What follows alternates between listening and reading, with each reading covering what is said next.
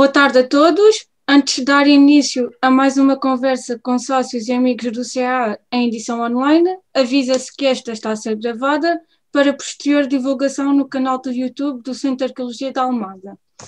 Esta conversa intitulada Geodiversidade e Identidade Local, Elementos Identitários Geológicos na Heráldica Municipal Portuguesa, tem como orador Carlos Marques da Silva, formado em Geologia, doutorado pela Faculdade de Ciências da Universidade de Lisboa, onde é professor auxiliar e coordena a disciplina de Paleontologia. É um dos sócios mais antigos do Centro de Arqueologia da Almada, investigador e divulgador da Geologia e Geodiversidade numa perspectiva multidisciplinar. Qualquer questão ou comentário pode ser colocado no fim da apresentação. Agradecemos a vossa presença. Pedimos áudios desligados para não interferir e agora passo a palavra ao orador. Mariana, muito obrigado por essa introdução. Essa parte de um dos sócios mais antigos do CA, pronto, era dispensável, não é? Pronto, não. Mas muitíssimo obrigado pela tua apresentação. O tema que nos traz hoje aqui assim sobretudo o da geodiversidade, portanto, o título envolvendo a heráldica também foi assim, digamos que, estou a brincar, claro, um estratagema para vos atrair pela heráldica, e eu agora pego e vendo-vos o meu peixe, ou vendo-vos a minha pedra, que é a questão da geodiversidade, não é? Porque é nessa área que eu realmente trabalho.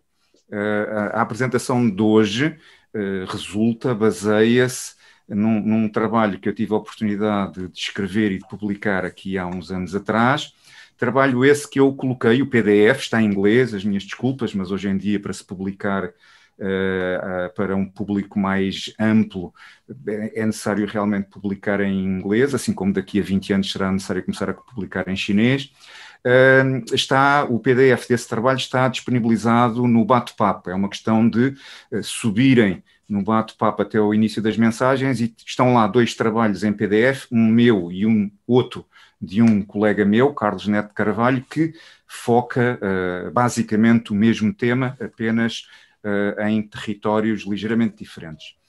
E, feita esta introdução, pois passarei a partilhar a tela e a começar a apresentação.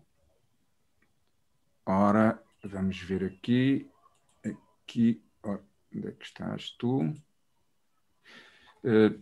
Espero que estejam a ver a apresentação. Mariana, diz-me, está tudo bem? Sim, está tudo bem. Ótimo. Podes continuar. E, portanto, como tinha dito há pouco, o tema que nos traz aqui hoje será geodiversidade e identidade local. Este é que é realmente o núcleo duro do tema, digamos assim, que me motivou a fazer este trabalho, e esta questão vai ser abordada de que perspectiva? Da perspectiva dos elementos de identidade local que estão presentes nos brasões ou nos escudos de armas dos municípios portugueses.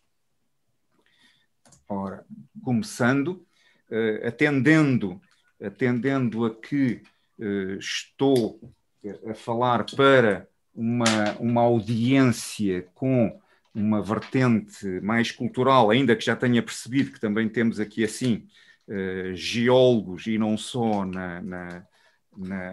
no grupo de amigos que está a assistir, mas quando falamos de diversidade, e neste caso de diversidade cultural, todos nós temos aquela noção de que realmente diversidade é fundamental.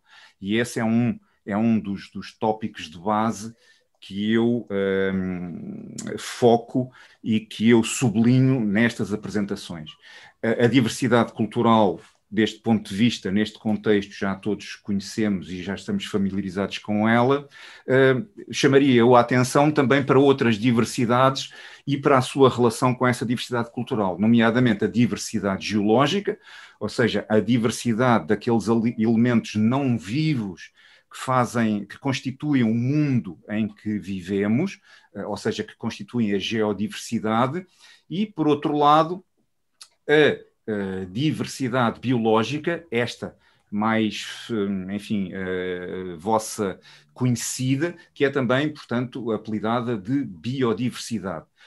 Uma das características interessantes e fundamentais das diversidades é que, ao interagirem umas com as outras, estas diversidades geram nova diversidade. É uma característica intrínseca destes fenómenos. E, portanto, a diversidade geológica gera diversidade biológica. Lembrem-se que, a dada altura, no planeta Terra não existia vida e, portanto, que essa vida, pelo menos da perspectiva como nós a vemos, terá tido uma origem abiótica, ou seja, a partir de elementos não vivos. Portanto, geodiversidade gera diversidade biológica, mas como todas estas questões são interativas e interatuantes, por sua vez, a diversidade biológica, atuando sobre os aspectos abióticos não vivos da natureza, também gera diversidade geológica. Há rochas, elementos da diversidade geológica, que são constituídos fundamentalmente por restos esqueléticos de organismos. Portanto, temos aqui uma interação. Por outro lado, não podemos perder de vista, ainda que todos nós tenhamos essa noção intuitiva, que a própria diversidade cultural é fortemente moldada, gerada, quer pelo contexto geológico em que determinada cultura se desenvolve, quer pelo contexto biológico. A diversidade étnica, gastronómica, artística, religiosa, linguística, etc., tem muito a ver com o contexto físico em que determinado povo se encontra. Por sua vez, também já sabemos hoje em dia que a humanidade tem uma ação hoje em dia preponderante sobre a natureza, quer sobre a natureza geológica, quer sobre a natureza biológica, e que essa ação hoje em dia, inclusivamente, acarreta problemas sérios. Ora, perdão, tenho aqui resolver um problema técnico. Ok. Dou-vos um exemplo desta interação entre meio natural e meio cultural. Seria muito complicado desenvolver a cultura inuit no deserto da Península Arábica. Como podem calcular, as características culturais deste povo estão intimamente relacionadas com o espaço físico, o território que ocupam.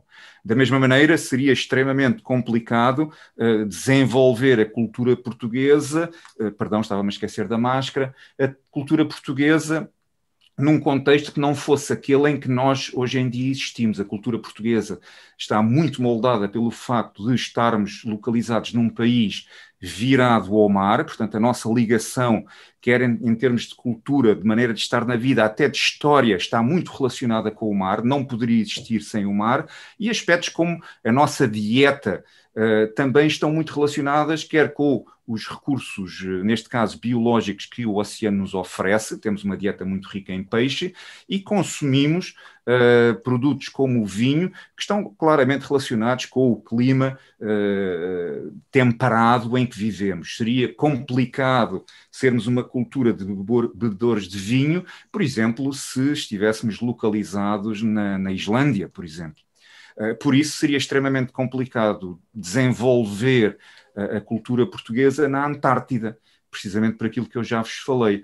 Até porque, que eu saiba, os pinguins não se interessam muito por futebol, mas posso estar enganado. O SCP é o Sporting Clube dos Pinguins, portanto já percebi, ok, faz sentido. Por exemplo, se Vasco da Gama, uma figura que todos nós conhecemos, fosse um membro do povo Dolgan que vive no meio da Sibéria, teria sido muito complicado para Vasco da Gama descobrir o caminho marítimo para a Índia. Portanto, todos estes aspectos estão intimamente relacionados com o território em que a cultura se desenvolve. Começando pelo início, portanto, eu avisei-vos que iria, de alguma maneira, vender o meu peixe geológico. Pois, então, o que é a geologia?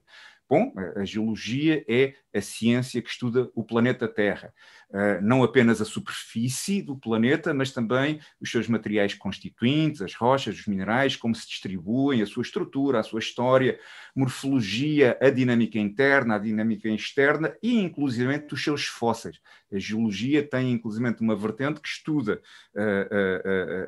a evolução da vida no planeta por via do estudo dos fósseis. Portanto, temos aqui assim uma disciplina que estuda todos estes aspectos. Agora reparem, a Terra é um planeta geodiversificado, ou seja, é um planeta que apresenta aspectos geológicos muito variados. Há muitos minerais diversificados, esses minerais podem manifestar sob a forma de muitos cristais diferentes, que se podem, por sua vez, organizar em rochas muito variadas, que dão origem a relevos muito distintos.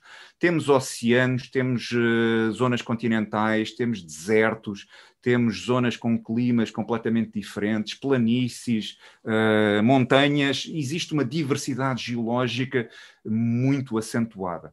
Agora imaginemos um planeta perfeito. É curioso que os humanos, quando se lhes pede para imaginar algo perfeito, normalmente imaginam algo uniforme, homogéneo, perfeitamente, lá está, perfeitamente desinteressante, disposto regularmente, sem relevos, liso, esférico, ou seja, temos uma ideia de perfeição que normalmente nos remete não para o mundo diversificado em que vivemos, mas para um mundo extremamente homogéneo. Agora pergunto eu, num planeta, entre aspas, perfeito como este, perfeitamente esférico, perfeitamente uniforme, constituído apenas por um mineral, apenas por uma rocha, sem relevos, sem continentes nem oceanos e com um clima homogéneo em todo lado, seria possível num planeta com estas características gerar a biodiversidade e aqui por atacado a diversidade cultural que conhecemos? Bom, é óbvio que a resposta é não. Portanto, esse mundo perfeito não nos convém, porque não seria possível termos o mundo que temos numa situação dessas. O que é então a geodiversidade? A geodiversidade será a variedade de elementos, de fenómenos e de processos geológicos, ou seja, de processos não biológicos, de processos abióticos que constituem o planeta Terra. Portanto, eu incluo aqui nesta geodiversidade aspectos que na nossa visão humana de subdivisão da realidade para a estudarmos, incluiríamos, por exemplo, dentro da geografia física. Não é? Portanto, estou a incluir dentro da geodiversidade aspectos muito variados, estudados por disciplinas distintas, mas que constituem a parte abiótica não viva do planeta que habitamos.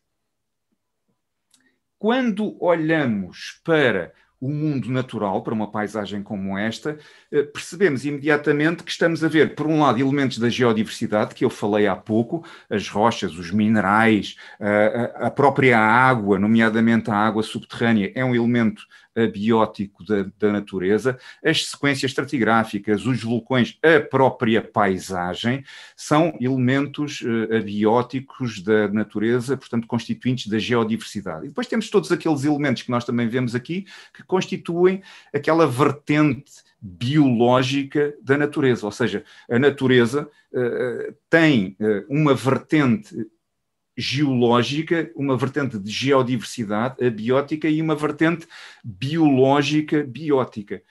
Agora reparem, a natureza é una e indivisível. As passagens da natureza geológica para a natureza biológica são inúmeras, são graduais, são subtis e por vezes é muito difícil descobrir onde é que está a fronteira.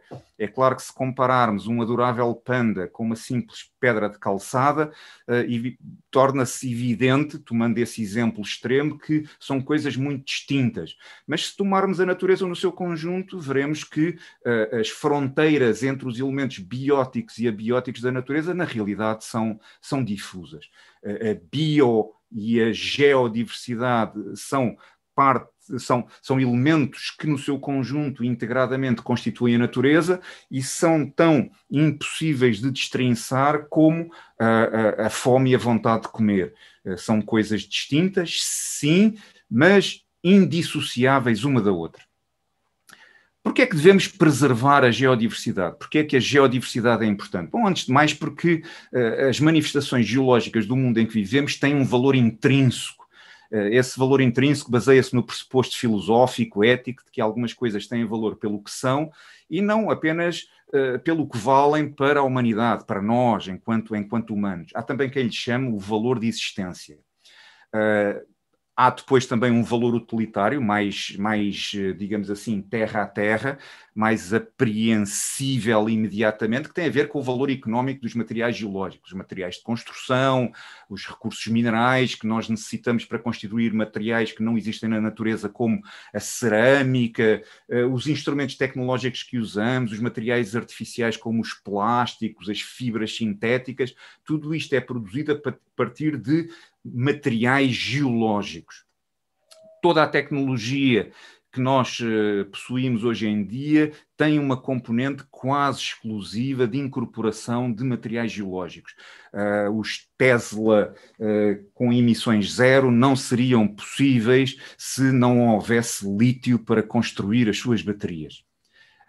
Por outro lado, há também um valor patrimonial, que é aquele que não é diretamente económico, que inclui, por exemplo, vertentes como o valor cultural da geodiversidade, o estético, o educativo, o científico, inclusivamente o valor religioso. Há um sentimento de reverência para com a natureza que desperta em nós humanos a percepção e a noção de que existe algo que nos transcende. E isso é também gerado pela natureza, entre outras, mas pela natureza geológica. Poderia também aqui referir, por exemplo, um valor de lazer, com um Z e não com um S de Oeiras, que também é importante. Nós vamos para a natureza, neste caso até para a natureza geológica, porque ela é indistrinçável da natureza biológica, para, enfim, descontrairmos. Por outro lado, a geodiversidade, no contexto geral da natureza e do território em que vivemos, tem um papel fundamental, porque, reparem, ocupar determinado território é fundamental para a nossa existência enquanto comunidades humanas. E esse território tem uma componente biológica, também aqui representada, mas também tem uma componente geológica muito importante, desde já a própria paisagem e o próprio território, e, por outro lado, os recursos geológicos que são fundamentais para a nossa existência. Este facto, ou seja, o facto das comunidades humanas estarem intimamente relacionadas com o território onde vivem e do qual extraem o seu sustento, determina que haja uma forte ligação ao território, seja ele o território natural ou, mais recente, o território construído, o território urbano, o território humanizado. Ou seja, aqui a perspectiva é que o território em que as comunidades humanas vivem não é o cenário da nossa existência, é muito mais do que isso, é parte integrante da nossa vida e da nossa cultura. E nessa perspectiva, o contexto natural, biológico e geológico integra a nossa própria humanidade por via daquilo que já falámos há pouco. Somos portugueses porque estamos à beira-mar, não é? Portanto, esse elemento territorial acaba por permear a nossa própria fibra cultural. Desse ponto de vista, então, essa ligação dos humanos ao local em que vivem pode ser definida como, aqui tomando as figuras daquele trabalho que eu produzi, pode ser definida como o place attachment, ou seja, em português nós poderíamos chamar-lhes a ligação ao local, o sentimento de pertença ao local em que vivemos. E este sentimento de pertença, e aqui estamos fora quer do domínio da geologia, quer do domínio da heráldica, estamos dentro do domínio da psicologia ambiental e da sociologia. Portanto, esta ligação local, este sentimento de pertença, resulta da sobreposição de três elementos diferentes. Desde já a um nível pessoal, que é a identidade que nós sentimos em relação ao local específico em que cada um de nós vive, à nossa casa, à nossa rua, à nossa cidade, à nossa aldeia, não é? Desde já esse aspecto. Depois temos um aspecto social nesta ligação ao local, ou seja, a nossa ligação à comunidade. É a ligação social, é o sentimento de pertença, é o sentimento de familiaridade e de contexto familiar, enquanto que numa perspectiva mais pessoal é também o enraizamento que sentimos ao local em que em que vivemos. Muitos destes conceitos são sobreponíveis e quase paralelos. Por outro lado, há também um elemento fundamental que é a ligação à natureza, ou seja, essa conexão natural, essa ligação à natureza, essa identidade ambiental, essa afinidade com o meio que não é nem social, nem construído do nosso ambiente. E é na sobreposição destas três, digamos assim, dimensões de identificação e de ligação com o território que surge a tal ligação local, o tal sentimento de pertença que faz com que nós nos sintamos culturalmente ligados ao local que é o nosso. Na prática é isso mesmo. Para dar um exemplo mais pessoal, mais familiar, a família, e aqui tem uma família que vocês seguramente conhecem, a família não é só definida, não é só, digamos assim, materializada pelos familiares e pelas relações que estabelecemos entre os diversos familiares, mas também implica uma relação com o lar, com o espaço físico que essa mesma família ocupa. Vou-vos dar um exemplo, vocês conhecem perfeitamente esta família e se eu as colocar neste espaço físico, vocês veem que existe realmente uma ligação, uma sintonia entre esta família que vocês conhecem e este espaço. Mas se eu mudasse o espaço físico em que as relações familiares entre estas pessoas se desenvolvem para o outro, vocês facilmente entenderão que aquela série seria completamente diferente e esta família seria completamente diferente e as suas relações completamente distintas se o contexto familiar fosse este que agora têm aqui presente, com umas montanhas magníficas lá ao fundo e com um contexto natural completamente diferente, não é? Dito por outras palavras, quem somos é moldado pelo sítio onde vivemos. E isto é fundamental. O sítio onde vivemos, onde crescemos, as condições de vida que temos no nosso bairro acabam, de uma maneira ou de outra, por contribuir para aquilo que nós somos. Dito de uma maneira mais simples, mais terra a terra, e que todos vocês conhecem, é fácil tirar a pessoa da sua aldeia, mas é difícil tirar a aldeia da pessoa. De que maneira é que o contexto local, neste caso natural, é fundamental nesta construção social, cultural que nós temos dos sítios em que vivemos? Porque reparem, nós somos seres humanos, nós olhamos para os objetos naturais, bióticos ou abióticos, olhamos para as pessoas e para o espaço urbano à nossa volta e a verdade é que nós não os tomamos pelo valor facial, hein? Os rios existem, o oceano existe, a natureza existe, mas a maneira como nós a vemos também varia muito, não é? Ou seja, nós interpretamos aquilo que vemos, não somos completamente objetivos, nunca, jamais, em tempo algum, na nossa relação social, ambiental, etc. Por exemplo, se eu vos colocar esta palavra almorol, que imagem mental vos vem imediatamente à cabeça? Será que é isto ou será que há mais isto? É isto. Exatamente, ou seja, nós temos uma construção mental do sítio que envolve vários aspectos, não apenas o castelo, mas a sua situação privilegiada. Dou-vos outros exemplos. Praia da Rocha, será que é isto que temos em mente, e isto é a Praia da Rocha, ou é isto em que temos toda uma envolvência, inclusive relacionada com o próprio nome da praia, que nos permite identificar aquela praia? Um último exemplo, as Anhas do Mar. Quando ouvimos falar das Anhas do Mar, é destas as Anhas que nós nos lembramos, ou é deste contexto físico, desta relação, desta comunidade e desta localidade com o espaço físico em que se encontra? Claro que é esta a imagem. Reparem, se formos à internet e colocarmos as Anhas do Mar no Google e procurarmos as imagens, 90% das imagens que nos surgem é esta, porque é esta relação da povoação com o contexto físico que a torna verdadeiramente única, singular. Por outro lado, reparem, nós, no nosso planeta, já somos uma comunidade fundamentalmente urbana. Mais de 50% da população mundial já vive em meio urbano, vejam, é a mancha a vermelho. Só em alguns locais as populações rurais ainda, digamos, predominam.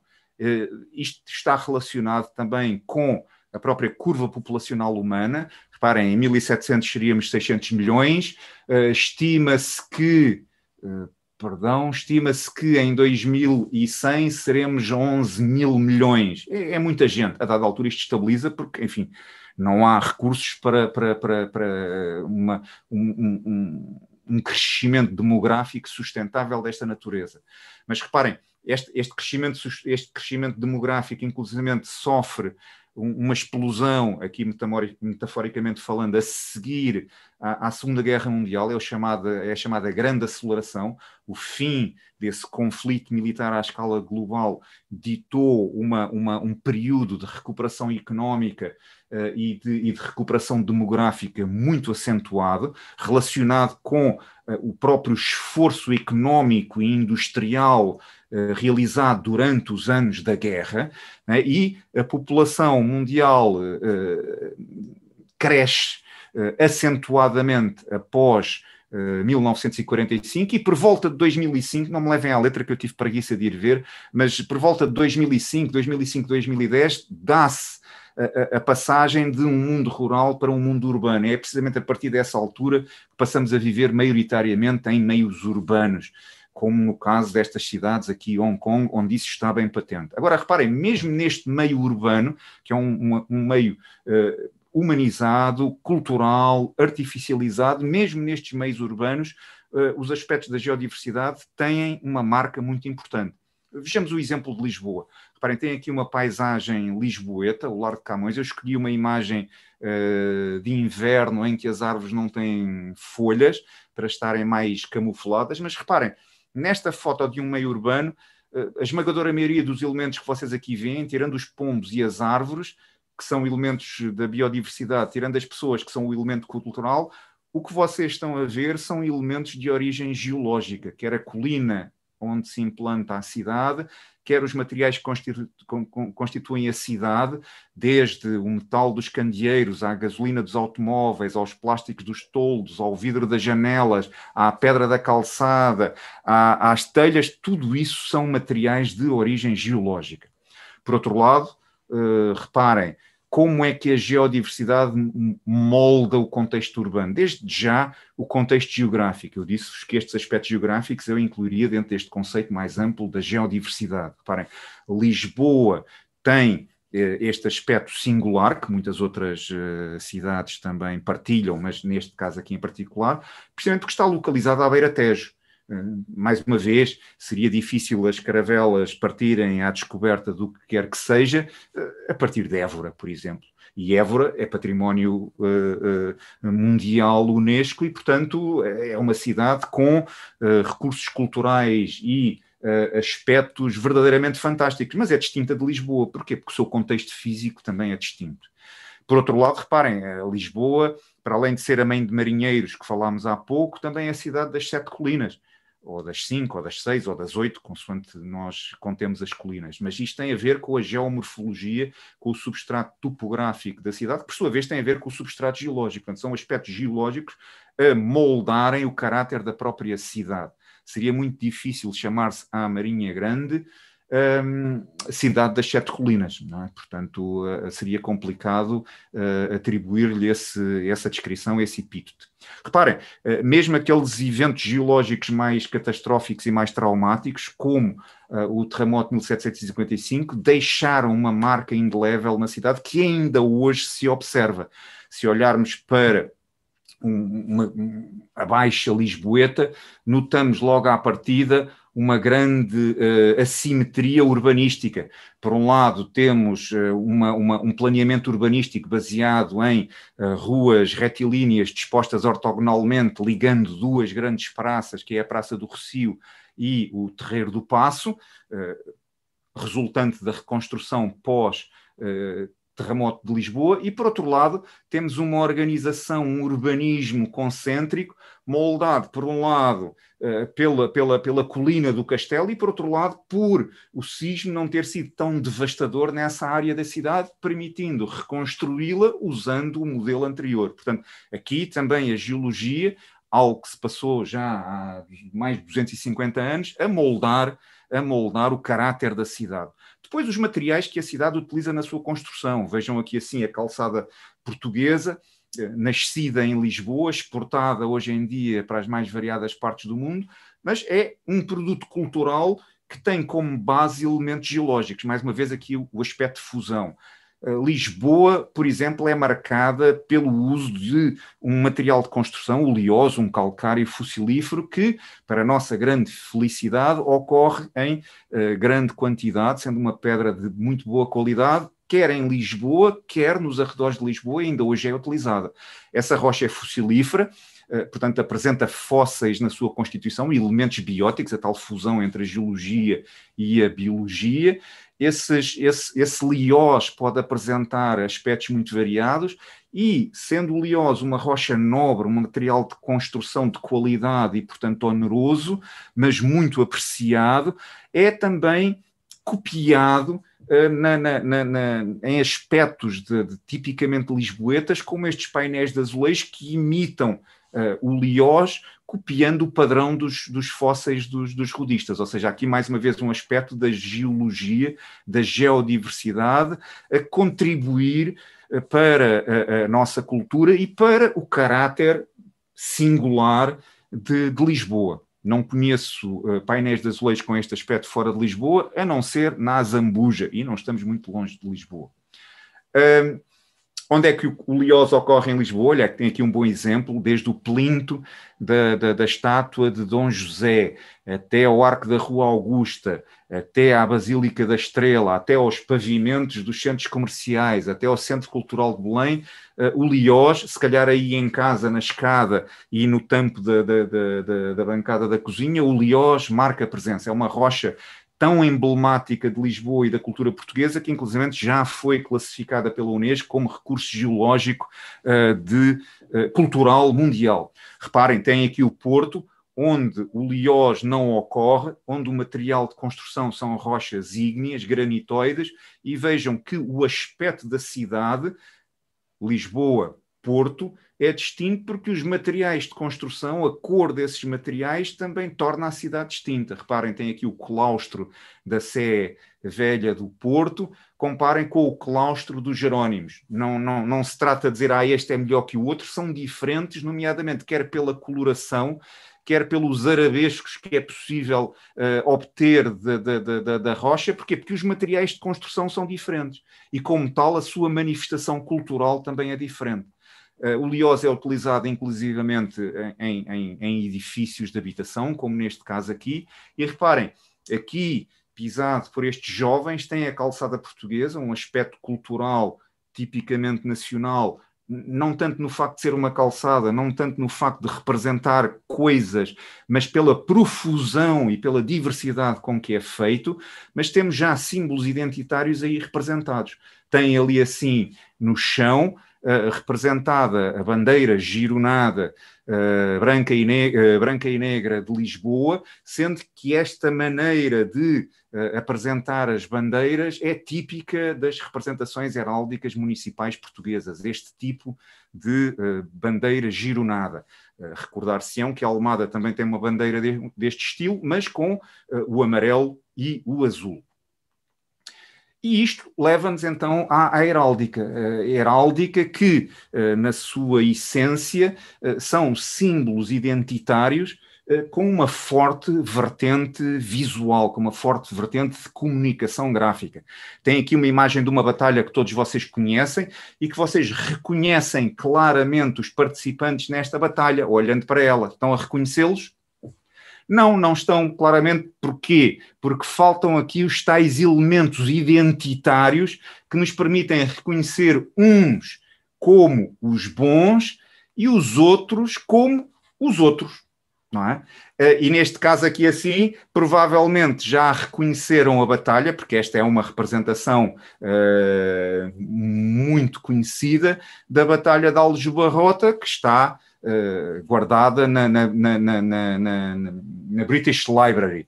Reparem, na nuance de terem o brasão de Leão e Castela por terra, não é? numa posição de claro desprestígio, mostrando graficamente e intuitivamente que nesta batalha quem perdeu foram os outros, não é? Os bons ganharam. Não é? Portanto, reparem como nós conseguimos transmitir toda esta informação através dos símbolos gráficos que aqui encontramos, através destes símbolos identitários heráldicos. Sem eles tornava-se muito difícil perceber realmente que batalha é esta e quem é que estaria a ganhar.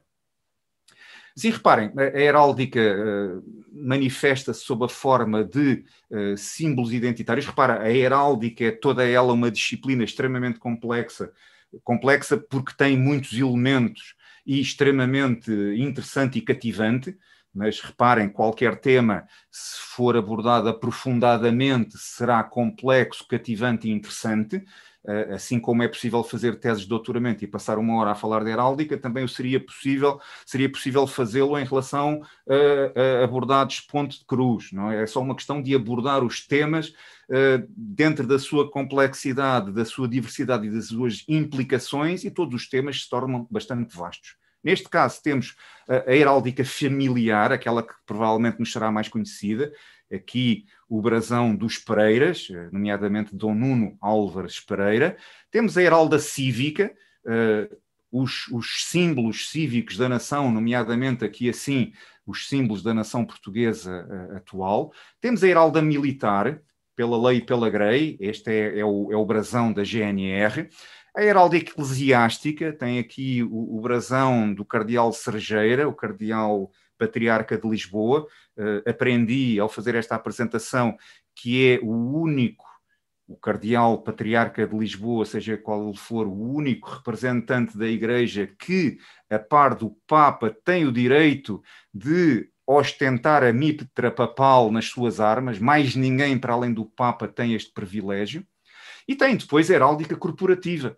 Eu juntaria aqui, enfim, numa zona já mais de fronteira, também a heráldica desportiva. Vejam como os símbolos desportivos vão buscar muito na sua inspiração à heráldica, incluindo, como no caso do símbolo do Futebol Clube do Porto, o próprio brasão da cidade do Porto, ou seja, as questões identitárias até no desporto a virem ao de cima, como se fosse necessário explicar isto quando se juntam, enfim, tripeiros e lampiões no mesmo estádio. Assim vejamos. Outra vertente da heráldica, nomeadamente da heralda cívica, é a heráldica municipal. A heráldica municipal portuguesa é uma heráldica muito regulamentada. Não digo isto no mau sentido do termo, no sentido em que há regras claras e definidas, já falaremos delas, não tanto das regras, mas da sua definição, para se construírem os símbolos identitários, que, em termos mais gerais, apresenta este aspecto. Portanto, os escudos municipais portugueses têm normalmente este aspecto, ou seja, apresentam ali no topo uma coroa mural. Essa coroa mural transmite-nos a hierarquia, o posicionamento daquela localidade dentro da hierarquia municipal portuguesa. Por exemplo, uma coroa mural de 5 torres a ouro é a capital do país. 5 torres a prata serão cidades, 4 torres a prata as vilas e 3 torres a prata as freguesias. Depois têm o escudo boleado, tipicamente português ou tipicamente ibérico. Por outras partes do mundo vocês têm escudos com outros formatos. Na heráldica portuguesa estabeleceu-se que é este escudo boleado ou escudo redondo, na terminologia inglesa, por exemplo, o escudo tipicamente português, por vezes associado, embelezando ou complementando o escudo de armas, temos o listel com os mais variados dizeres e, em alguns casos, como aqui no caso de Lisboa, há inclusivamente a representação de ordens honoríficas, neste caso o colar da Ordem de Torre e Espada, que foram atribuídos àquela localidade em particular.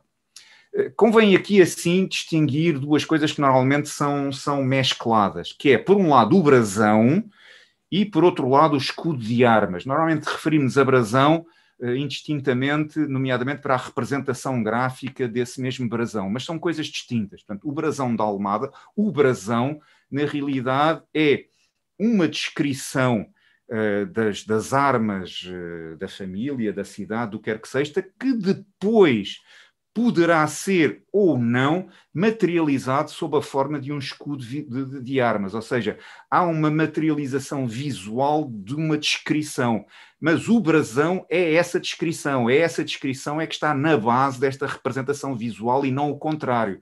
Reparem, este castelo que está nesta representação é representado assim de acordo com a descrição que vocês veem à esquerda. Mas pode ser este castelo como outro qualquer, desde que obedeça a esta regra, desde que tenha, desde que seja um castelo a ouro, aberto, ou seja, com portas abertas, iluminado de vermelho, as janelas têm um fundo vermelho, tendo a torre central carregada com uma cruz de Santiago, lá está ela, e duas laterais carregadas com escudetes, com besantes, qualquer representação de uma fortaleza serve, desde que materializa esta descrição.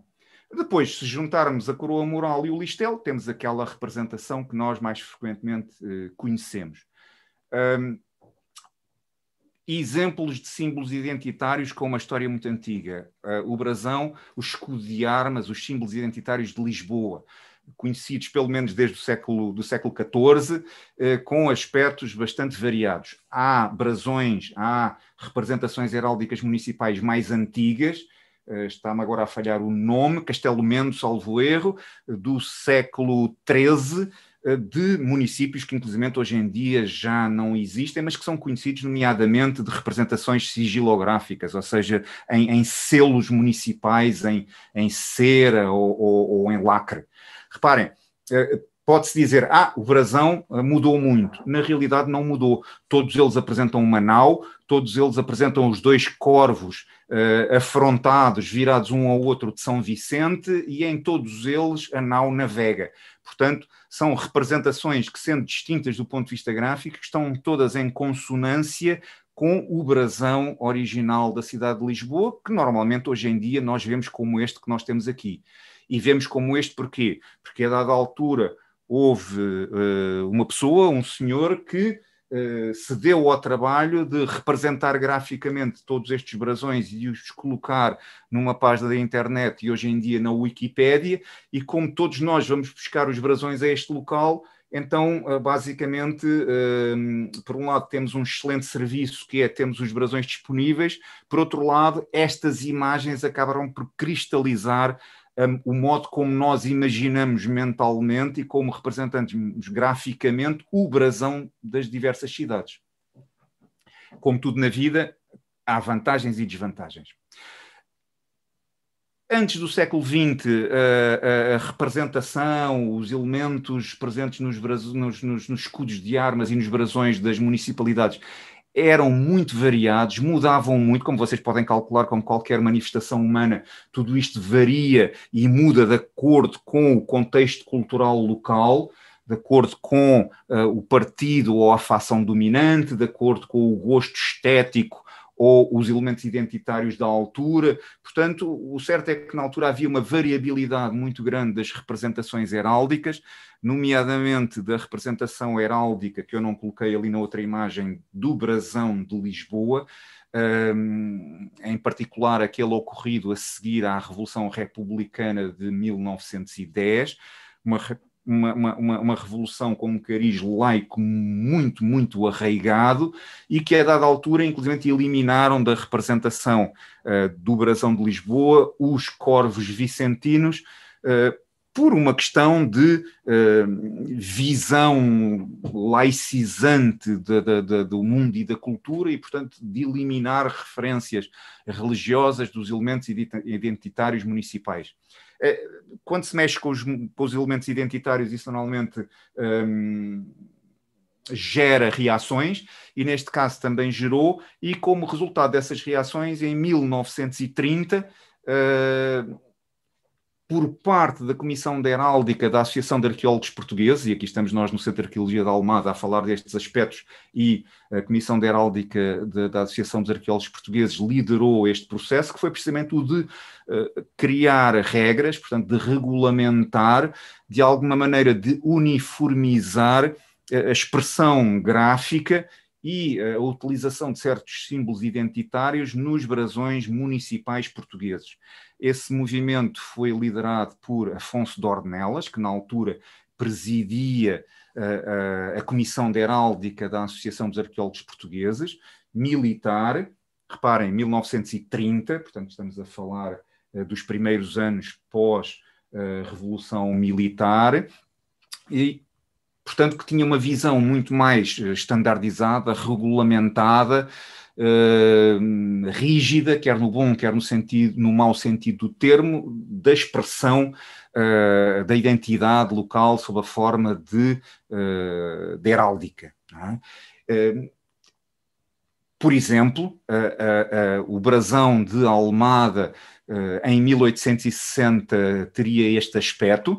Reparem, não é muito diferente do atual, mas é diferente. Continuamos a ter uma fortaleza e continuamos a ter um terreiro, portanto, um território por baixo da fortaleza. Hoje em dia, não sei se como resultado da reforma de 1930, sinceramente não aprofundei assim tanto o tema, a representação que nós vemos, temos uma fortaleza um pouquinho mais elaborada, com alguns símbolos identitários locais, nomeadamente da Ordem de Santiago. Temos também o substrato geológico, digamos assim, o território sobre o qual a localidade assenta, representado pela fortaleza, mais definido sob a forma de um penhasco, e uma representação do Rio Tejo. Diga-se de passagem que as representações de cursos de água são os elementos de geodiversidade, abióticos mais comuns nestas representações. Vejam, por exemplo, o mesmo brasão plasmado aqui graficamente num escudo de armas de 1978, que, apesar de ter exatamente os mesmos elementos da atualidade, mas é diferente. Reparem, same, but different, como diriam na Tailândia. Não é? Reparem, é exatamente o mesmo brasão, a mesma descrição, mas materializado de maneiras distintas. Alguns exemplos que terão seguramente a ver com a reorganização da heráldica municipal como resultado da reforma de 1930. Portanto, em 1900 tinham esta representação do escudo de armas da cidade de Beja. Após essa reforma, hoje em dia chega-nos esta representação. Reparem, os elementos principais que vocês encontram no brasão de 1900 estão plasmados no atual. Continua a haver uma fortaleza, continua a haver um touro, continua a haver duas águias, continua a haver um símbolo nacional. Só que não são o brasão da nacionalidade, porque a dada altura não se pode, de acordo com as regras da heráldica, se a memória não me atraiçoa, volto a frisar, não sou um especialista, mas não podemos ter num brasão municipal a apropriação das armas nacionais, mas esse elemento nacional continua a estar presente pelas esquinas com os besantes, com os pontinhos que ali vêm. Portanto, a reforma de Dornelas, tendo realmente transformado alguns brasões, não os transformou assim tanto. Né? Portanto, houve uma reorganização, houve um arrumar de casa e uma limpeza de alguns elementos identitários que eram usados antes, mas não houve propriamente dito nem uma imposição dos novos modelos às autarquias, porque as autarquias podiam recusar-se a aceitar aquela sugestão e a sugerir outras, e por outro lado essas reformas foram feitas com base nos materiais que estavam disponíveis sobre a história e sobre a identidade autárquica. Portanto, não foi uma tábua rasa sobre estes temas. Por exemplo, a cidade de Castelo Branco, 1900 atualidade, reparem, basicamente é a mesma representação. Olhem, uma outra representação do escudo de Castelo Branco com uma outra fortaleza, mas que corresponde exatamente à mesma coisa. Tem aqui Elvas, o cavaleiro, o estandarte, o símbolo nacional, o terreiro sob o qual o cavaleiro assenta. Esses elementos mantêm-se na atualidade. Mesmo neste caso, em que tem a cidade de Faro, continuam a ter as duas torres, Nossa Senhora enquanto padroeira. Qual é que é a diferença? No brasão da cidade de Faro agora, atualmente, há uma representação, há uma menção ao oceano. Reparem, o oceano é representado sob a forma de um ondulado verde e prata, enquanto que os rios são normalmente representados por azul e prata. Lagos, reparem, saíram as lanças, entrou o escudo do infante Dom Henrique, mas a fortaleza e o oceano continua lá. Setúbal, reparem, a representação gráfica é diferente, mais simétrica, mais ao gosto da época, mas os elementos estão lá. Está lá o mar, estão lá os peixes, está lá o arco de pesca, está lá a fortaleza, estão os elementos identitários, surge uma vieira. Tavira, reparem, diferentes maneiras de materializar o brasão. Curiosamente, em Taviras tem uma referência a azul ao rio e a verde ao oceano, ao mar. Há casos em que realmente há mudanças mais radicais. Em Tomar, basicamente, tinham a cruz de Cristo, associado, claro, a Tomar. Na representação atual continuam a ter a cruz de Cristo, mas tem também um castelo, outras representações e uma representação mais territorial com um penhasco e o rio representado. E há outras que são claramente distintas. Neste caso, em Idanha Nova, originalmente tinham uma menção à esfera armilar de Dom Manuel, por Idanha ter recebido foral por ocasião do reinado de Dom Manuel, como de resto a Almada, se a memória não me atraiçoa. Hoje em dia, de facto, o brasão é diferente. Mas isto também é dizer que os brasões, como tudo mais, evoluem. Estas coisas também mudam.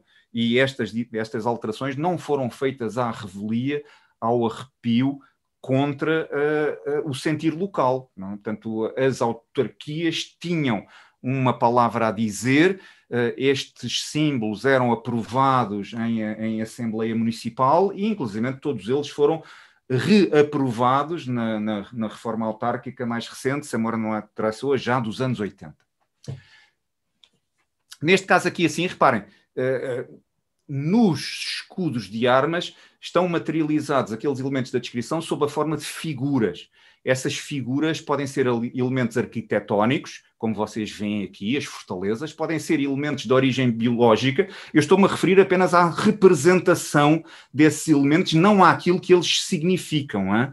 Seria tarefa, enfim, quase impossível e, de alguma maneira, leviana, tentar fazer uma análise dos elementos identitários geológicos com base naquilo que as representações gráficas simbolizam. Não é? Na minha abordagem, eu olhei para os elementos de origem biológica e contabilizei-os enquanto elemento de origem biológica, enquanto que um leão representado neste brasão, eu contabilizei-o não como um sinal de coragem e de bravura, mas como um elemento biológico. Porque o que aqui está em causa é que imagens nós escolhemos para representar a nossa identidade.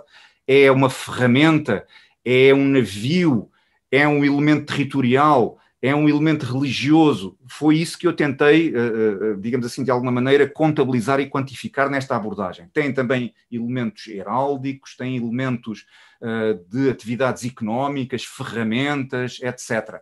Tem figuras humanas, como neste caso aqui assim, de Giraldo, têm algumas figuras que hoje em dia poderiam ser vistas como politicamente incorretas, mas têm a ver com a nossa identidade e com a nossa história, elas têm que ser entendidas e integradas, como as cabeças decepadas dos mouros que são comuns nos brasões no sul de Portugal, elementos claramente religiosos, representações que eu, digamos assim, aqui incorporei na categoria de representações astronómicas, tendo perfeitamente a noção de que muitas vezes têm também uma simbologia religiosa associada, mas a dada altura temos que fazer opções na nossa interpretação dos símbolos. E temos que também ter em atenção uma coisa, quando são representados alguns elementos biológicos, como as rosas, então essas rosas representam, apesar de eu os ter contabilizado como elementos biológicos, representam a virtude cristã da caridade, a generosidade, a esmola que se dá aos pobres. Não é por acaso que a Rainha Santa Isabel, quando, enfim, expõe o seu regaço, os pães estavam transformados em rosas, não é? Há toda uma história, uma simbologia por detrás que hoje em dia nós já não nos apercebemos, mas que antes era de leitura bem mais fácil. Por exemplo, quando temos cães representados, não é que em Alenquer, enfim, haja, digamos assim, criação de cães, é uma representação da fidelidade, da bondade, da amizade. Da mesma maneira que não creio que alguma vez tenham existido literalmente leões em Amarante, é uma representação da bravura, da grandeza, da coragem das suas gentes. Já rio, há mesmo um rio, nomeadamente o rio Tâmega, que está representado nas armas. Portanto, mesmo os elementos biológicos, quando são representados, muitas vezes representam não o elemento biológico em si mesmo, mas têm um significado ulterior. Os elementos de geodiversidade normalmente têm uma leitura mais literal, mais relacionada com o território. Contudo, claro, há elementos identitários biológicos. Por exemplo, em Porto Santo tem uma representação de um dragoeiro, que é uma planta tipicamente local. Em Freixo de Espada à Cinta tem um freixo e na azambuja tem uma azambuja. Não é? Neste caso, quando as armas apresentam elementos que têm a ver com o nome daquilo que representam, um freixo em Freixo de Espada à Cinta ou uma azambuja na azambuja, chamam-se armas falantes, ou seja, o que é representado tem um som, um significado, um nome similar àquilo que se pretende transmitir. Mais exemplos, Vila Nova de Cerveira tem um cervo, Vieira do Minho tem vieiras e o Brasão do Seixal tem seixos, um elemento geológico. Que figuras geológicas mais frequentemente ou podemos encontrar na heráldica portuguesa? Água, quer água mineral, quer água termal, quer água, enfim, potável, rios e ribeiros, cursos de água, há representações de dunas, há muitas representações de montes, de serras, de cômoros, como neste caso aqui, inclusivamente de neve. Não é uma característica exclusiva portuguesa. Tem aqui o brasão da Kamchatka, aquela península no extremo oriente da Rússia, que, por um lado, a sul quase liga ao Japão e a norte quase liga ao Alasca. É uma terra de vulcões, ali tem o oceano e os vulcões representados.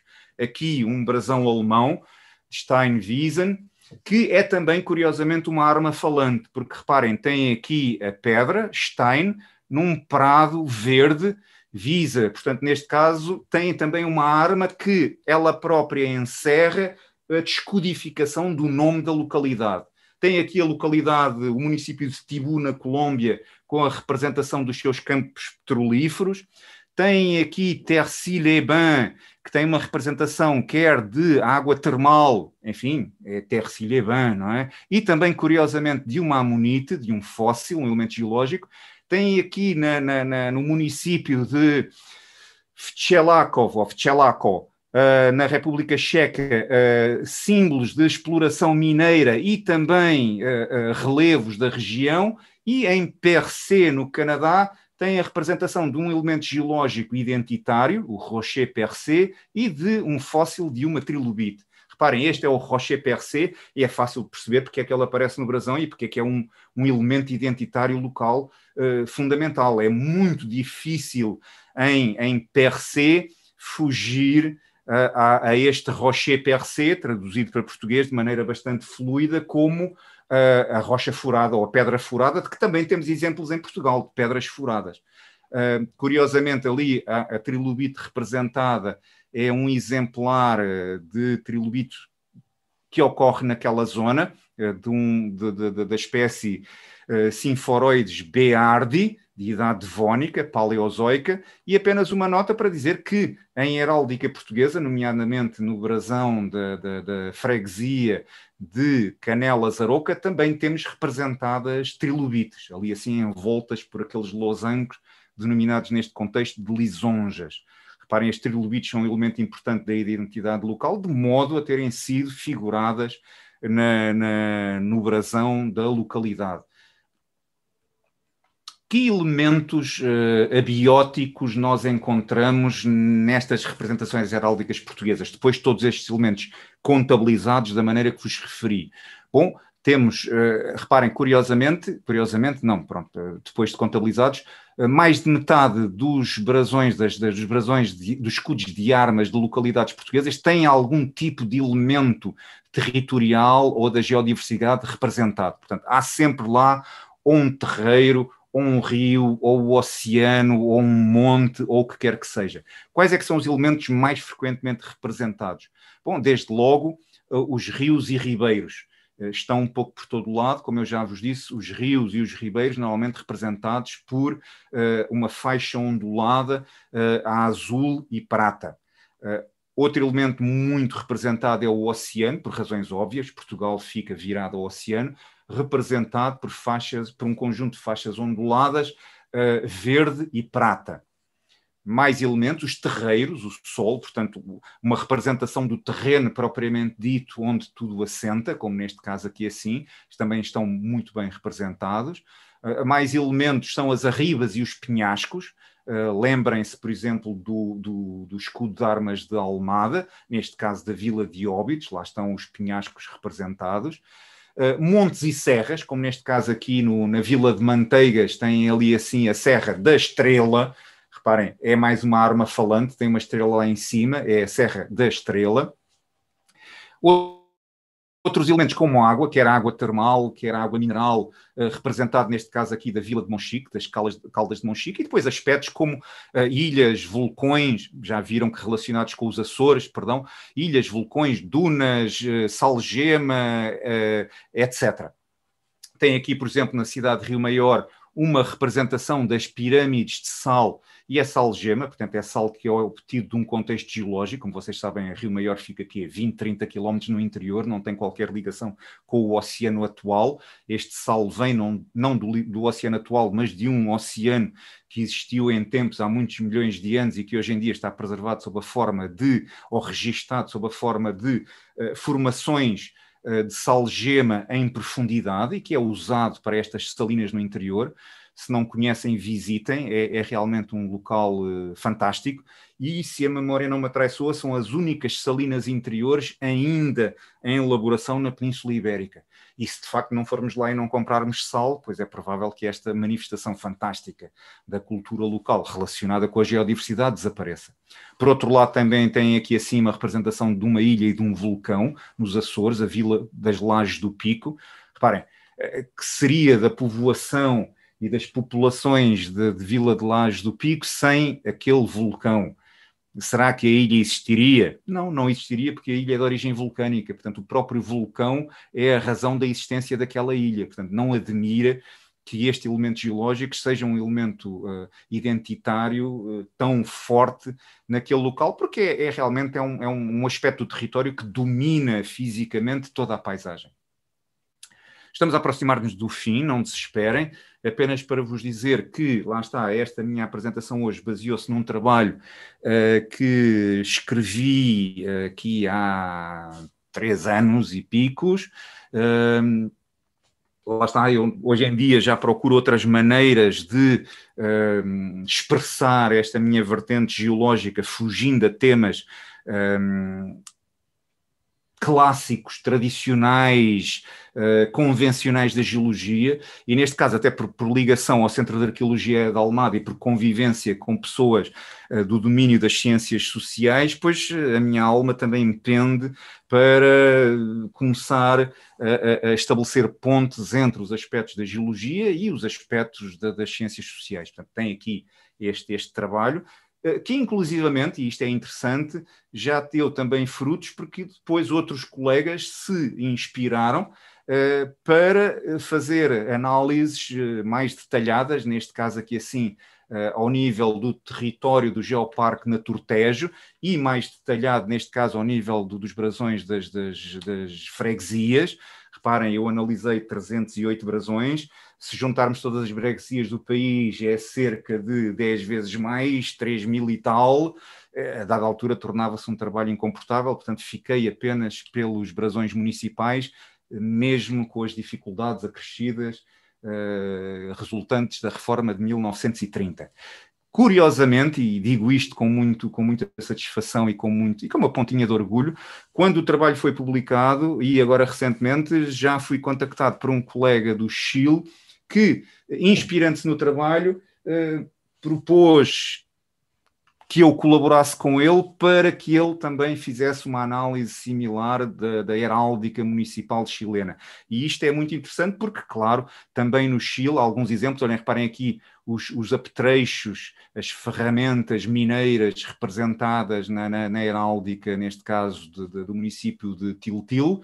Reparem, o colega chileno, inclusive, já foi um passo mais à frente e vai analisar também aqueles elementos que nós chamamos de geodiversidade secundária, ou seja, que tem uma ligação direta a aspectos geológicos, não sendo aspectos geológicos propriamente ditos, como o capacete e o pique de mineiro, ou como os metais e os materiais de construção utilizados nas representações. Reparem, os castelos são feitos de pedra e a pedra também é um elemento geológico. Reparem, tem aqui os campos petrolíferos da Terra do Fogo, aqui o território Entre outros elementos, claro, o território aqui da comuna de Cisnes e um aspecto muito curioso de uma localidade, enfim, emblemática chilena, que é Antofagasta, em que têm a representação de La Portada, um arco geológico que faz parte da identidade local por razões óbvias. É um daqueles elementos da paisagem que é de tal maneira óbvio e evidente que acaba por incorporar o próprio brasão de Antofagasta. Há ocorrências geológicas similares. Lembrem-se do Penedo do Guincho, na praia de Santa Cruz, a praia da minha infância, e que sempre que eu penso naquela praia, o que me ocorre é precisamente o Penedo do Guincho. Portanto, também temos expressões geológicas similares e que integram a nossa identidade e a nossa imaginação local. Lembrem-se, por exemplo, da Boca do Inferno, mais uma manifestação da geologia que integra a cultura popular local. Termino, desde já, agradecendo a vossa paciência e mostrando que estes aspectos são realmente importantes e que, finalmente, este ano foi aprovado pela Unesco, por iniciativa portuguesa e, salvo erro, também inglesa, um Dia Internacional da Geodiversidade. O Dia Internacional da Biodiversidade já existe desde o ano 2000 e o Dia Internacional da Geodiversidade foi aprovado este ano e no próximo ano será assinalado pela primeira vez. Acho que escolheram mal o dia, eles tentaram e estiveram quase a acertar, deveria ter sido 7 de outubro, mas pronto, 6 de outubro também não está mal. 7 de outubro, enfim, por razões pessoais. E com isto me despeço. Muito obrigado pela vossa paciência e aqui um agradecimento especial a Sérgio Horta, que é a pessoa que gerou todos aqueles escudos de armas com base nas descrições heráldicas dos municípios portugueses que nós hoje em dia encontramos na Wikipédia, por exemplo, e que utilizamos em todas estas situações. Foi um trabalho hercúleo, que, por outro lado, como sempre, teve o condão, digamos assim, também de fixar graficamente aquelas representações. Mas isto é sempre assim, reparem. As primeiras gramáticas, imagino que do século XVI, também vieram de alguma maneira organizar a língua, tornando-a mais, digamos assim, entendível e previsível, mas também vieram estabilizar a língua, tornando mais difícil a sua evolução, porque a partir do momento em que existe uma gramática, há alguém que diz, não é assim, no livro está de outra maneira. E, portanto, como tudo na vida, tem vantagens e desvantagens. Muitíssimo obrigado e vou aqui descompartilhar esta coisa. Olá. Eu devo ter falado pelos cotovelos, mas pronto, vocês já me conhecem e sabem que... E eu tenho 2 cotovelos, portanto, falo a dobrar. Não, isto é realmente muito, muito original. Quer dizer, não, uma pessoa olha para os brasões e... ok, repara assim numa coisa ou outra, não é? Mas isto que tu fizeste é uma coisa completamente... Vamos lá ver, a ideia aqui foi precisamente começar a olhar à volta e, tal como na história dos azulejos, não é? Tentar ver, tentar perceber manifestações culturais em que os aspectos geológicos possam ter um papel importante, não vou sequer dizer determinante, mas importante, e que nos tenha passado despercebido. Reparem, o mundo está lá fora, como diziam os outros, não é? A verdade is out there. O mundo está lá fora, nas suas diferentes manifestações e nas suas diferentes vertentes, e cabe-nos a nós, humanos, olhar para ele e perceber essas vertentes, mesmo aquelas que não tinham sido percebidas antes. Não é? Portanto, nós estamos sempre continuamente a ver as mesmas coisas e a encontrar nelas elementos de interesse e elementos de utilidade que antes tinham passado despercebidos. Não é? E isto é uma característica inerente a nós humanos. Não é? Se recuarmos 100 anos atrás, na altura, património construído eram os castelos. não é? Portanto, ninguém falava de estações arqueológicas, a menos que fossem coisas romanas e que tivessem estátuas, e não passaria pela cabeça de ninguém tratar o fado como património mundial, ou o canto alentejano, ou o pastel de nata. Quer dizer, portanto, nós, à medida que vamos alargando os nossos interesses, também vamos descobrindo novas áreas onde os nossos interesses são relevantes, e vamos descobrindo novas maneiras como a nossa atividade humana se sobrepõe e se entrecruza para gerar precisamente essas situações. Por exemplo, tu já tinhas reparado antes de fazer este trabalho que havia brasões com fósseis, com representações de fósseis mesmo, ou descobriste? Sim, e esses talvez tenham sido, sendo eu paleontólogo, não é? Portanto, tendo um interesse particular por fósseis, já tinha reparado que existiam representações de fósseis em brasões, e claro, nós olhamos para esses elementos e dizemos sempre, olha que engraçado ter um fóssil representado num brasão. Mas isto, a maneira como nós abordamos os temas e a maneira como os tornamos interessantes, também tem a ver com a maneira como conseguimos, por um lado, contar a história, e por outro lado, mostrar como essa história é relevante. É assim um bocadinho como escrever um romance policial. Alguém foi assassinado e foi o mordomo. Parem, estes são os dois elementos básicos fundamentais de um romance policial. Mas se o romance policial se resumisse a isto, era um parágrafo, não é? O que realmente depois torna o romance policial interessante é tudo aquilo que está entre alguém foi assassinado e foi o mordomo. É o que se passa pelo meio que torna realmente toda essa história interessante. Portanto, aqui no caso dos brasões, aquilo que torna, do meu ponto de vista, digamos assim, estamos aqui assim, reparem, não estou aqui a armar aos cucos, não é, como se costuma dizer, mas o que torna, o que a dada altura me motivou para escrever isto foi quando eu percebi, quando podia, usando estes aspectos geológicos presentes nos brasões, mostrar algo que não apenas dizer, olha, uma amonite num brasão. Olhem, sim, pegando nas questões de identidade, tentar precisamente ligar esses aspectos da geologia à sua vertente cultural, à sua zona de interface com a cultura humana, e ver como os aspectos geológicos são importantes para nós. Na prática foi isso que, do meu ponto de vista, torna esta abordagem interessante, não é? Sim. Há outras possíveis, hein? Não são as únicas. Se fizermos um apanhado global das representações de fósseis em brasões, dará um trabalho fascinante. Não é isso que está em causa. No meu caso, foi tentar mostrar como estas representações manifestavam, expressavam uma ligação das comunidades ao território físico, que me motivou a escrever isto. É isso, é. Eu já tinha reparado em questões de paisagem, não é? Quando há sempre a paisagem local está representada nos brasões, mas nunca tinha reparado assim tão especificamente, não é? Que sejam elementos geológicos ou não. Claro que é o teu olhar que... Não é o meu olhar, é o nosso olhar, porque ainda repara...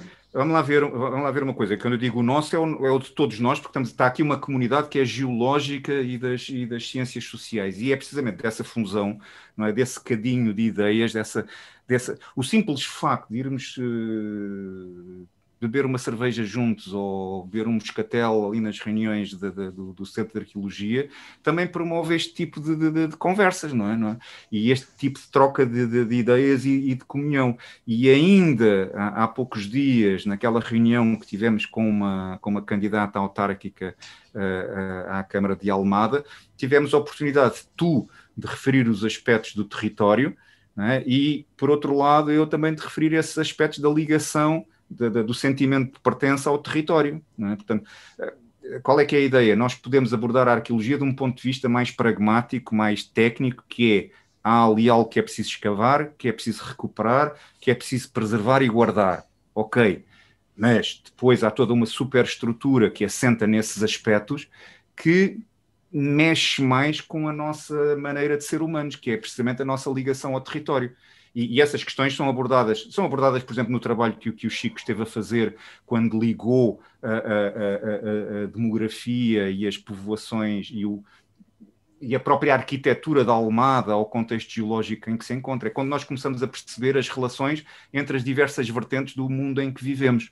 E quando percebemos isso, nomeadamente como discutimos na reunião, então nós percebemos que isto tem realmente uma utilidade que vai mais além do simples facto de mostrar as coisas, que é, ao mostrar essas coisas, nós conseguimos que as pessoas tenham realmente um sentimento de pertença e um sentimento de ligação ao sítio onde vivem, e isso é fundamental para que sejam cidadãos ativos, atuantes, intervenientes, cuidadores do espaço onde vivem. É um dos problemas da Almada. Educação patrimonial. Exatamente, não é? Porque estas coisas ligam-se todas precisamente nessa cerejinha no topo do bolo, que é como é que nós transformamos isto tudo para uma melhoria da vida de todos nós.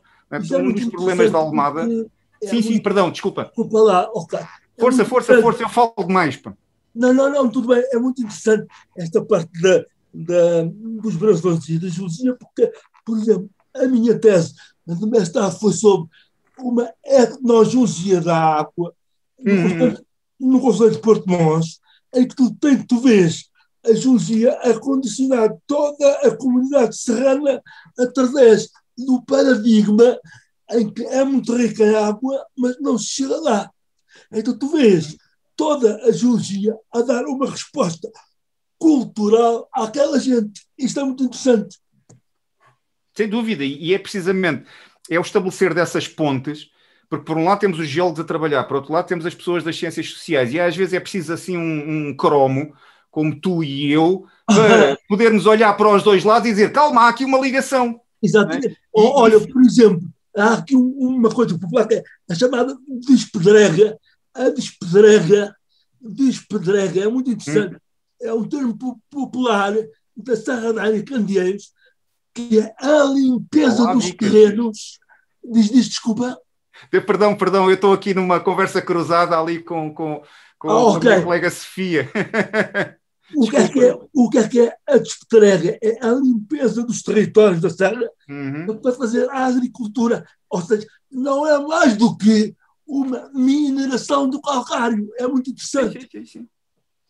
E a partir do momento em que nós entendemos estas relações, também se torna mais fácil perceber porque é que somos como somos e, por um lado, preservar essa maneira de ser e, por outro lado, melhorá-la. Portanto, porque em última análise nós estamos todos aqui a trabalhar, que é como aquilo que estava escrito, a frase não é nossa, hein? Mas que estava escrito na sede da antiga sede do Centro de Arqueologia da Almada, ao lado daquele mural com todos os homens pré-históricos. Não sei se havia lá mulheres pré-históricas, era um tempo antes destas histórias da igualdade de género. Mas todos aqueles homens pré-históricos todos a massacrar um mamute desenhado pelo Brighton, que desenhava muito bem, mas não sabia desenhar pés. E então todos os homens pré-históricos tinham os pés enfiados em tufos de erva, para não se ver os pés. Era muito estranho. Todos os homens acabavam em tufos de ervas. E escrito na parede do Centro de Arqueologia, na altura tínhamos aquela frase lapidar que era o passado do homem ao serviço da humanidade. E já na altura, de facto, éramos putos, tínhamos 15 anos, mas era essa a nossa perspectiva. E está ali o Francisco, que naquela altura era o puto Chico e agora é o senhor doutor Chico, que não me deixa mentir. Não deixe mentir. Eu também ia dizer uma coisa engraçada, tive com esta questão de identidade, e que tem a ver com aquele brasão mais antigo que tu mostraste da Almada, que, aquela preto e branco que tem aquela moldura. Esse brasão é muito interessante, porque é exatamente um brasão que eu acho que não tem nada a ver com a identidade. Esse brasão foi publicado, e deve ter sido a única vez que foi usado, porque eu mesmo localmente acho que ele nunca foi utilizado como... Ok, isso é interessante, sim. Um livro que é muito engraçado, que chama-se As Cidades e Vilas da Monarquia Portuguesa, que tem um brasão de armas. E este livro foi publicado em 1860, portanto, muito antes dessa revisão. Sim. Basicamente, isto é um dicionário geográfico, parece uma coreografia, mas que a ideia que eu tenho, porque conheço o livro, é que aquilo eles tinham que pôr lá imagens, não é? Mas como não tinham imagens, tinham brasões, e quando não tinham, inventavam. Pois. A descrição que faz da Almada é muito interessante e muito completa, só que o brasão não tem nada a ver com aquilo. Penso que na altura a Almada nem tivesse brasão de armas, não é? Mas hoje, como a Almada era uma vila importante, lá tiveram que meter um brasão, que alguém desenhou. Portanto, assim como a Almada, acho que fizeram o mesmo para muitos outros concelhos do país, porque o livro existe e é muito interessante. Essa tua chega é de facto interessante e a mim, sinceramente, agrada muito, porque, lá está, uma das críticas que se pode fazer ao meu trabalho, não é? E todos os trabalhos são criticáveis e eu aceito essas críticas e integro-as e digiro-as, mas uma das críticas que se poderia fazer é que na reforma de 1930 Dornelas virou aquilo tudo de pernas para o ar e criou brasões a torto e a direito de acordo com a perspectiva dele da heráldica.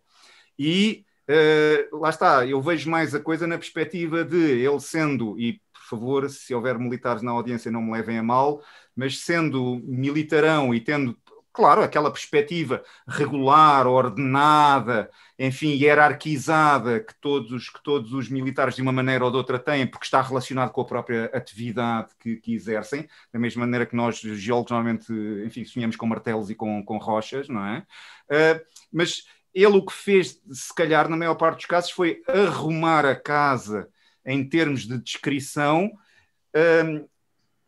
avaliar a compatibilidade heráldica das diversas figuras utilizadas, nomeadamente das cores, as tinturas e tudo mais utilizadas, e tenho a ideia que ele o fez com base nos materiais que eram enviados pelas próprias autarquias. Uma das coisas que ele fez, isso sim, numa tese de, já não me recordo, de mestrado ou de doutoramento que li sobre o tema, é que ele limpou muitas das armas municipais portuguesas de símbolos heráldicos familiares de famílias locais, ou seja, fez assim uma certa limpeza dessas representações e tornou as armas municipais mais cívicas e menos familiares, não é? Portanto, gosto dessa tua intervenção porque, de alguma maneira, enfim, fortalece o meu ponto de vista. Aliás, é curioso tu referires isso, porque naquele livro de 1900 que o Cristo encontrou e que fez a amabilidade de partilhar connosco, o brasão da Almada não está, o que apoia a tua tese.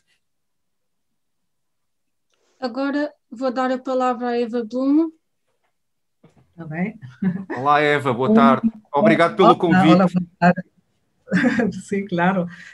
Agora só uma observação, um comentário do ponto de vista cultural. Sim. Não há só povos ou pessoas sedentários que vivem sempre no mesmo lugar. Há povos nómadas e há migrantes que são provavelmente muitas vezes enraizados em sítios diferentes, pelo menos em dois sítios, lugares.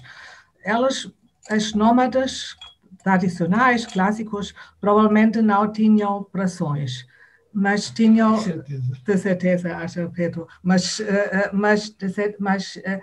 ligações ao território, ligações, por exemplo, se nós pensamos nos aborígenes na Austrália e os Dream Path, os caminhos de sonhos, estão fortemente ligados ao marcas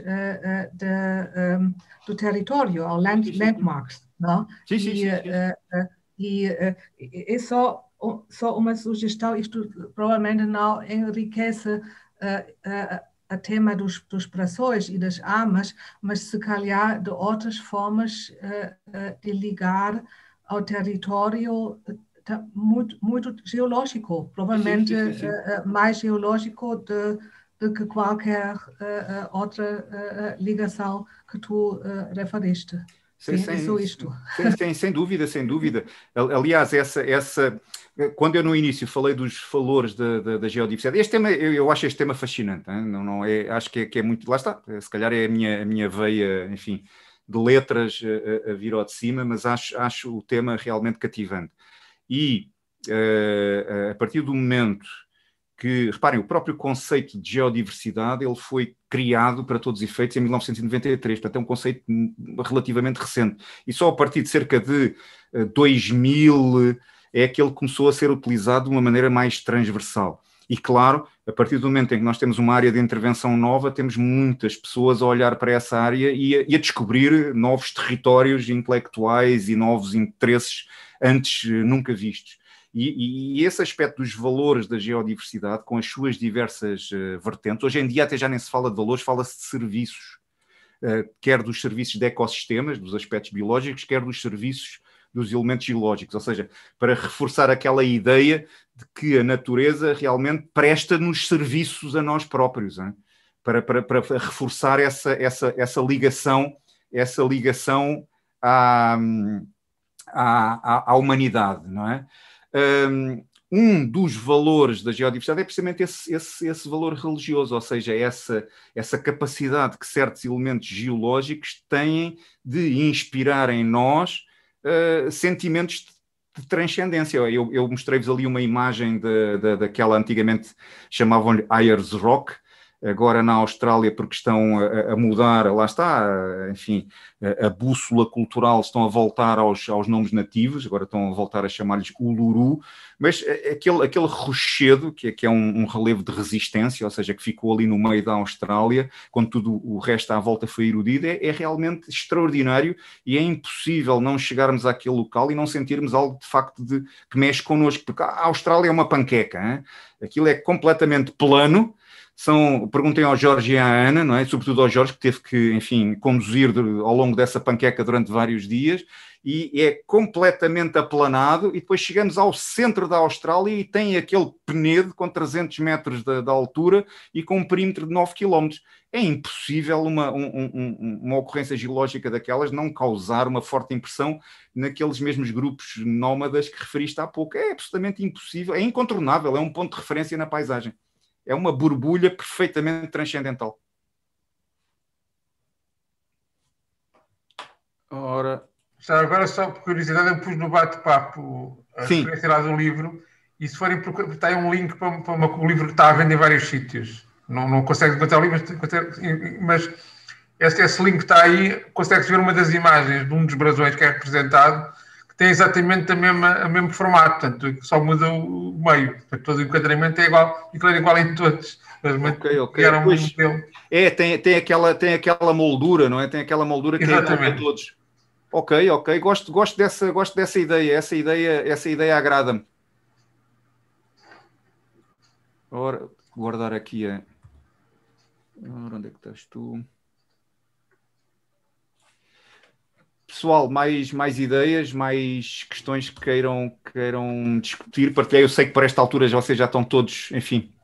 É claro que a questão dos brasões e dos escudos de armas é uma coisa muito eurocêntrica, não é? Portanto, este tipo particular de manifestação de identidade é uma coisa muito europeia que depois foi, nesta forma, que depois foi exportada pelos europeus para as mais variadas partes do mundo, para onde foram atazanar o juízo às comunidades locais, não é? Por exemplo, é curioso que nesta relação com o colega chileno, que muito me agrada, porque eu gosto destas...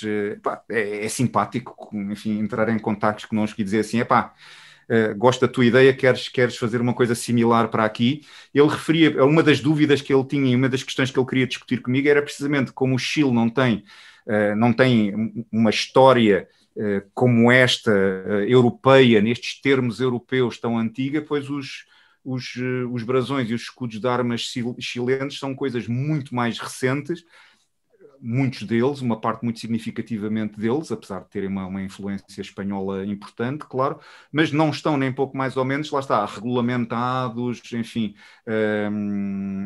aparaltadinhos como os brasões portugueses, e portanto a dificuldade dele era como é que eu posso de alguma maneira fazer notar os aspectos identitários destes escudos, se eles têm origens tão variadas, se eles têm lógicas e manifestações gráficas tão variadas. Mas a ideia básica é, a menos que sejam símbolos identitários impostos por um poder local, então essas representações, por muito variadas que sejam, devem de alguma maneira expressar um sentimento de identidade local, não é? Porque lá está, ainda para mais estes aspectos relacionados com o território, não têm aquela carga simbólica tão forte como tem alguns elementos biológicos, lá está, como o cão, como a águia, como o leão, como a rosa, não é? Um rio, normalmente é um rio, quer dizer, uma montanha é uma montanha. Tem outras cargas simbólicas, claro, mas normalmente neste tipo de representações é uma representação mais terra a terra. Está aqui uma mensagem de uma pessoa que entretanto já se ausentou no bate-papo, mas é de Lourdes Fonseca, e diz o seguinte: vou ter que me ausentar, sublinho só como seria interessante cruzar a heráldica familiar e a genealogia nobiliárquica, que profundamente se entrecruza com a militar, com a heráldica municipal, no sentido de contar histórias, seguir a herança dos elementos da heráldica municipal, nesse percurso mais amplo. Teria provavelmente grande interesse. Seguramente, seguramente. Mas essa ligação eu deixo para os colegas das ciências sociais, depois se quiserem falem comigo, eu dou a componente geológica. Também temos que ter a noção até onde é que podemos ir até antes de perder o pé, hein? Porque isto são das tais coisas, quer dizer, não podemos dar passos mais longos que a perna. O meu passo é até aqui. Daqui para a frente, não quero ser como o Bandarra, não é? Que até aos brasões chegarás, dos brasões não passarás. Espero que a coisa não chegue a esse ponto, não é? Mas a verdade é um bocadinho essa. Eu até aqui chego, daqui para a frente, eu começo a sentir que me começa a faltar o pé. Eu já quando escrevi isto, sinceramente pensei assim, ai meu Deus, enfim, vão-me puxar tantas orelhas por estar aqui assim a falar de coisas que, enfim, na realidade não conheço muito bem, mas até ver correu bem. Não tenho tido bom feedback, a coisa correu bem. Posso fazer uma Sim, Beta, diz. Mas tens descoberto assim a originalidade da presença dos fósseis em várias coisas, e eu queria te perguntar se tu estás neste momento com alguma cena fisgada já que estejas a ver fósseis onde mais ninguém vê. Ok. Já descobri fósseis em sítios fantásticos. Os fósseis mudaram a minha vida. E alguns extintos, representantes de grupos biológicos extintos desde o Paleozoico. Mas isto para dizer o quê? Por acaso nunca não me ocorreu ver, no caso dos brasões, esse tipo de representações desse ponto de vista, mas seria realmente uma abordagem fascinante. Eu não gosto, vou confessar-vos, eu não gosto muito, eu não sou supersticioso, até porque acho que isso de ser supersticioso dá azar. E não costumo falar dos meus projetos futuros, porque acho que depois, às vezes, as coisas correm mal, enguiçam, não se materializam, e todos nós temos projetos que não materializamos, e depois ficou a sensação de que faltaste algum compromisso. Ou faltei um compromisso, ou que são capazes de dizer, este gajo é cheio de basófia, fala, e depois não concretiza. Mas uma das coisas que eu gostaria de concretizar num futuro, enfim, não vou agora defini-lo, resultou de uma colaboração com o Jorge Raposo, recentemente, para aqueles volumes da Lisboa Romana, e que tinha a ver com a mineração do ouro em Corroios. E no decurso da realização desse trabalho, em que o Jorge me convidou muito simpaticamente, e que é muito interessante para mim muito gratificante, porque assim eu também tenho um trabalho assinado em conjunto com o Jorge, e é sempre simpático nós assinarmos trabalhos em conjunto com os nossos amigos, mas apercebi-me da profusão, da riqueza de topónimos relacionados com a exploração mineira no território da Almada e do Seixal, e isso é um tema muito interessante. É um tema que eu acho que teria pernas para andar. Mas, por exemplo, a Almada, desde logo a Almada. Mas depois, repara, não me peças para falar do tema, porque eu ainda só criei uma pasta no meu computador que diz toponímia e geodiversidade, e enfiei para lá aquelas referências bibliográficas que eu encontrei quando andava a escrever a adenda geológica ao trabalho da mineração. Mas olha que estava aqui um sócio na conversa que entretanto também se ausentou, que é o especialista em toponímia, não é? Provavelmente, se calhar eu tropecei, no bom sentido do termo, num trabalho dele, e foi daí que me veio essa perspectiva. Agora, repara, lá está, esclareço, a questão aqui não é fazer um trabalho mostrando a toponímia com aspectos de mineração. Lá está, mais uma vez, criar a tal história que fica entre o mataram-no e foi o mordomo. Portanto, o princípio e o fim, de alguma maneira, eu acho que já tenho. Agora vou ter que descobrir uma maneira de preencher esse espaço entre. É aí que está a dificuldade depois da concretização. Ou seja, vou ter que, quando terminar os trabalhos que tenho entre mãos, não é? Tentar ver se tenho algum tempo, e como dizia o outro, e se o engenho e a arte não me abandonarem, não é? Para precisamente conseguir pegar nessa dica e transformá-la num trabalho que seja relevante também do ponto de vista da geologia. Mas é um trabalho que, lá está, é uma abordagem que à partida eu acho que seria engraçado, sim. Era bastante, sim, sim. E não digam a ninguém, porque eu ainda não falei disto a ninguém, nem sequer ao bem. Jorge, não é? Porque eu tenho outras coisas para acabar e primeiro que eu chego a isto, não é? Pronto, não, isto, pá, uma pessoa também... Mas olha, isto agora já vai para o YouTube, é só para avisar. Ih, por isso, agora olha. Olha, Pois. Estava a brincar, hein? Estava a brincar. Não. Eu não me disse para engolir em lexívia e para vos enfiarem luzes dentro do corpo. Não, estava a ser sarcástico, hein? Epá, se com ele resultou, comigo também há de resultar, hein? Pessoal, mais questões, mais ideias? Estava a ouvir o Francisco e o Carlos também com a atenção a fazer essas referências todas, e realmente faz eco aqui em Porto de Mós, na Serra da Aire e Candeeiros, por exemplo, a toponímia da Serra da Aire, todos os covões e covas, portanto, são dolinas ou ovalas. É muito interessante. Sim. E algumas são sacralizadas. Sim. Como é o caso da Cova da Iria, não é? Em Fátima, que hoje é o 13 de maio. E hoje é o dia indicado para falarmos da Cova da Iria, exatamente. Aqui uma junção tripla. Cova da Iria, geologia, toponímia. Isto é fantástico. É fantástico, mas realmente para dizer que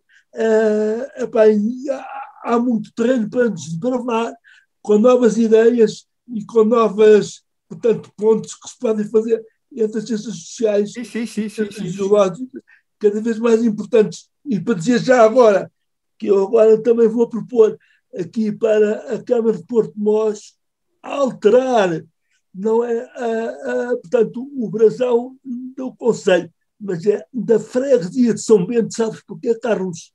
Por causa da Pareia Jurássica. E sabes ok, sim. Porque fui eu que batizei o local como Praia Jurássica. E muito bem batizado, porque é um nome que fica no ouvido e que cativa. E, de facto, é também muito importante. Aquela gente agarrou aquilo como uma forma identitária muito grande. É isso mesmo. E eu propus-me a fazer um croquisito para alterar, portanto, a simbologia da freguesia com alguns equinodermos que lá apareceram do oceano, como tu sabes, não é? Ou seja, o trabalho sobre os fósseis na heráldica está-se a escrever ele próprio. Está. E tu acertaste na música com esse trabalho. Os meus parabéns. Lá está, um valor e um serviço da geodiversidade que ainda não foi referido aqui, é precisamente esse, o do orgulho, da autoestima local das populações. É isso mesmo. É isso mesmo. Temos colegas que, trabalhando com comunidades desfavorecidas na região de Lisboa, na Ameixoeira, por exemplo, um colega meu da faculdade, ele acaba por desempenhar um papel fundamental, que é dar aos moços daquela zona um motivo de orgulho que normalmente não têm, porque serem estigmatizados por virem de uma zona desfavorecida da cidade. E isso é um aspecto que a geologia, como outros aspectos, a cultura, a biologia, pode fornecer, mas a geologia também pode fornecer. E aí está um exemplo muito interessante. Sem dúvida. E, de facto, a geologia está a desbravar novos caminhos muito importantes. Exatamente. E a fazer pontos muito importantes com outras ciências sociais e humanas, que eu acho interessantíssimo. E tu és um dos precursores, parabéns por isso. Muito obrigado. Lá está, ainda voltando à questão da toponímia, a relação da toponímia com as atividades mineiras já está feita. Já. Repara, quando eu disse ali, isso já está feito, lá está. Mas é o facto desse trabalho já estar feito que me fez pensar assim, calma, se alguém já fez esse trabalho, olhando para este material, talvez eu consiga ir mais além e pensar em novas maneiras de utilizar esta informação. Eu acho que sim, eu acho que sim. Isto na prática é assim mesmo. Nós, ao gerar os trabalhos e a ter ideias, estamos a dar a matéria-prima para depois os colegas e outras pessoas pegarem nessas ideias e Exato. com esses tijolinhos construírem novas abordagens. Na prática é isso, não é? Portanto, não... A história da relação entre a toponímia e a exploração mineira, esse trabalho está feito. Portanto, eu vou, se quiser pegar nele, terei que encontrar outra maneira de o abordar. Exatamente, sem dúvida. Muito bem, muito bem. Bem, se mais ninguém tem nenhuma dúvida ou algum comentário, eu vou dar por encerrada esta conversa.